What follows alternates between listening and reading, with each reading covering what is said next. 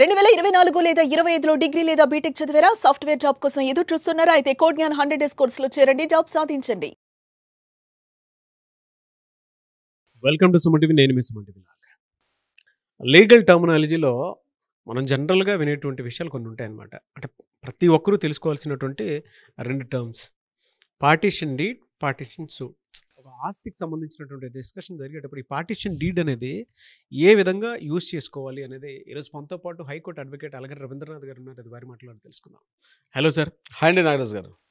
కుటుంబంలో అంటే ఏదైనా సరే, అంటే ఆస్తి పంపకాలు జరిగేటప్పుడు కుటుంబం అంతా ఒక మాట మీద ఉండి మాట్లాడుకొని పార్టీషన్ డీడ్ ప్రకారం ఏదో డివైడ్ చేసుకుంటూ వెళ్ళిపోతూ ఉంటారు. కొంతమంది తాతల దగ్గర నుంచి వచ్చేటువంటి ఆస్తులు ఏవైతే ఉంటాయో వాటికి సంబంధించి చేసుకుంటారు. కొంతమంది ఏంటంటే లీగల్గా మీలాంటి వాళ్ళ దగ్గరకు వచ్చి కూర్చొని మాట్లాడుకొని తెలుసుకుంటారు. అయితే ఈ టర్మినాలజీలో టూ డిఫరెంట్ టర్మినాలజీస్ ఉంటాయి: పార్టీషన్ డీడ్, పార్టీషన్ సూట్స్ అనేవి. ఇవి ఏ ఏ సందర్భంలో ఏ ఏ విధంగా ఉపయోగపడతాయి? వీటిని ఎందుకు తెలుసుకోవాలి?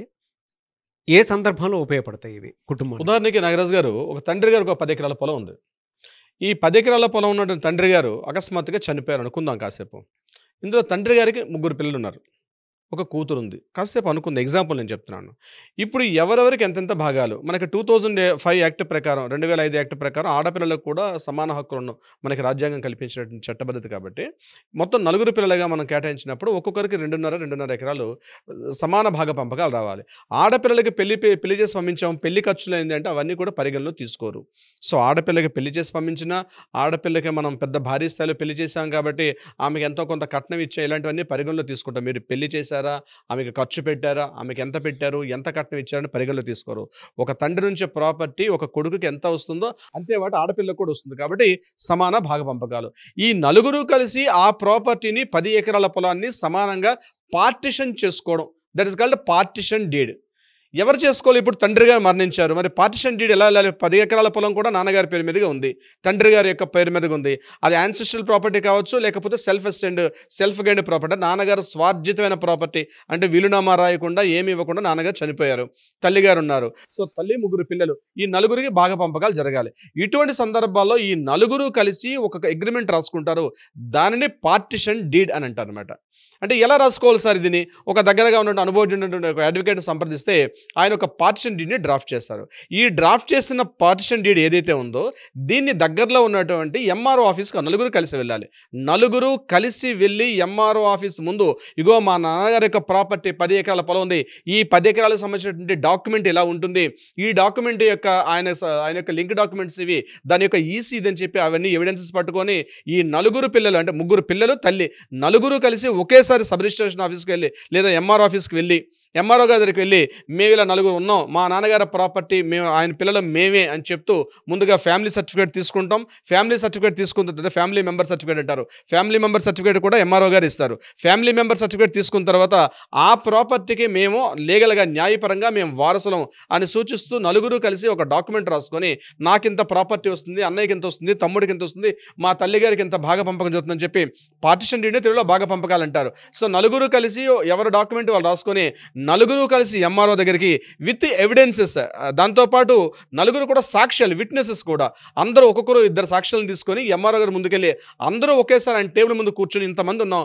ఈ ప్రాపర్టీ ఇట్లా మేము చేసుకుంటున్నాం అని చెప్పి అందరూ కలిసి ఒకేసారి ఎట్ ద సేమ్ టైం ఒక డాక్యుమెంట్ రాసుకొని ఎవరి భాగ పంపకాల వాళ్ళ మధ్య ఈక్వల్గా రాసుకుంటున్నాం అని చెప్పి ఎంఆర్ఓ గారు ఇన్ ఫ్రంట్ ఆఫ్ మాట్లాడుకొని చేసుకునేటప్పుడు విత్ విట్నెస్లతో సహా ఎవిడెన్స్లు తీసుకెళ్తే దానిని పార్టిషన్ డీడ్ అని అంటారు.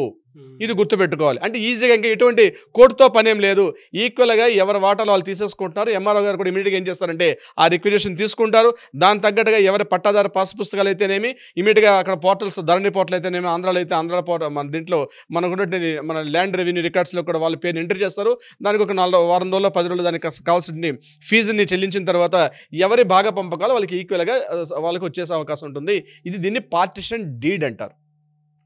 ఇక రెండోది మీరు అడిగింది పార్టిషన్ సూట్. పార్టిషన్ సూట్ ఎప్పుడు వేస్తారంటే ఎవరైతే భాగ పంపక న్యాయపరంగా ఎవరికైతే హక్కులు సంక్రమిస్తాయో అన్నదమ్ములు, అక్క చెల్లెళ్ళు, తల్లి ఎవరైతే ఎంతమంది, ఇద్దరైతే ఇద్దరు, ముగ్గురైతే ముగ్గురు, నలుగురైతే నలుగురు, ఆరుగురైతే ఆరుగురు, ఇక్కడ నెంబరింగ్ ఏమీ లేదు. ఇక్కడ అంతమంది కూడా వాళ్ళ మధ్య సయోధ్య కుదరని సందర్భంలో వాళ్ళ మధ్య ఒక కామన్గా ఉన్నటువంటి ఒక అండర్స్టాండింగ్ లేనప్పుడు ఒకరికి ఎక్కువ వెళ్తుందని, ఒకరు తక్కువ వస్తుందని, లేకపోతే నీకు ఆ రోజు పెళ్లి చేసి పంపించేశాం కాబట్టి ఇప్పుడు మళ్ళీ నువ్వు అడిగే హక్కు లేదని చెప్పి ఆడపిల్లలు నెట్టేసినప్పుడు కానీ ఎవరికి వాళ్ళు దీని మీద సరైనటువంటి ఒక కామన్గా ఒకే ఒక ప్లాట్ఫామ్ మీద ఒక అండర్స్టాండింగ్ లేనప్పుడు వాళ్ళందరూ కలిసి దగ్గరలో ఉన్నటువంటి సివిల్ కోర్టులో ఒక కేసును ఫైల్ చేసుకోవడాన్ని దాన్ని సివిల్ సూట్ అంటారు. అంటే కోర్టు ముందు పెట్టి అందులో నలుగురు కలిసి వెళ్ళరు కాబట్టి ఏ ఒక్కరైనా కోర్టుకు ఫైల్ చేసి ఒక సూట్ ఫైల్ చేసి మా నాన్నగారి యొక్క ప్రాపర్టీ ఇంత ఉంది, దీనికి సంబంధించిన లింక్ డాక్యుమెంట్స్, ఈసీలీ డాక్యుమెంట్స్ అన్ని ఫైల్ చేసి మా నాన్నగారి ప్రాపర్టీ నాకు హక్కు ప్రకారం ఇంత చెందాలి, కానీ నా యొక్క మిగిలిన బ్రదర్స్ కానీ సిస్టర్స్ కానీ ఎవరు సపోర్ట్ చేయట్లేదు కాబట్టి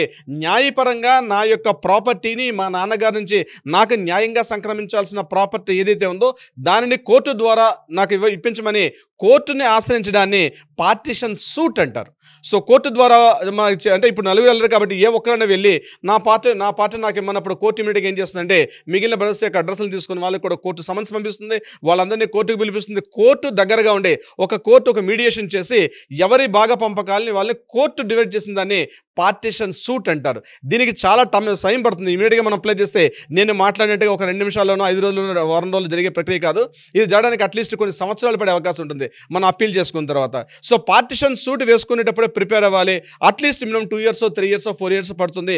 మన భాగ పంపకాలు మన తండ్రి ఎవరైతే యాజమాన్య పక్కన ఉన్నటువంటి యజమాన ప్రాపర్టీ ఓనర్ చనిపోయినప్పుడు ఈ ప్రాపర్టీని భాగ పంపకాలు చేయమని చెప్పి కోర్టు ద్వారా ఆశ్రయించుకోవడాన్ని పార్టిషన్ సూట్ అంటారు. అందరూ కలిసి ఎంఆర్ఓ దగ్గర కానీ వెళ్ళి మనం మాట్లాడుకున్న ప్రక్రియను పార్టిషన్ డీడ్ అంటారు. ఇక్కడ కొన్ని సందర్భాల్లో నాకు వచ్చిన కేసులు చెప్తాను నాగరాజు గారు. ఇక పార్టిషన్ డీడ్ ఉండదు, పార్టిషన్ సూట్ ఉండదు. అందులో ఏం చేస్తారని ఓరల్గా మాట్లాడేసుకుంటారు. అందరూ కలిసి మా కుల పెద్దలు, మా ఊరి పెద్దలు, మా ఇంటి పెద్ద అని చెప్పి అందరూ కూర్చొని ఒక వైట్ పేపర్ మీద మీకు ఈ భాగం వస్తుంది, నీకు ఇంత భాగం వస్తుంది, ఇగో మొత్తం 10 ఎకరాలు ఉంది, నీకు ఆల్రెడీ పెళ్లి చేసి పంపించాం కాబట్టి అయిందా, నీకు 1/2 ఎకరం కన్నా ఎక్కువ నీకు రాదని చెప్పి ఆడపిల్లకి అట్లా రాసేసి ఇట్లా రకరకాలుగా ఓరలుగా రాసేసుకొని దాని తగ్గట్టుగా ఎంఆర్ఓ దగ్గరికి వెళ్తే ఎంఆర్ఓ గారు రిజిస్ట్రేషన్ చెయ్యరు. అది గుర్తుపెట్టుకోవాల్సిన విషయం.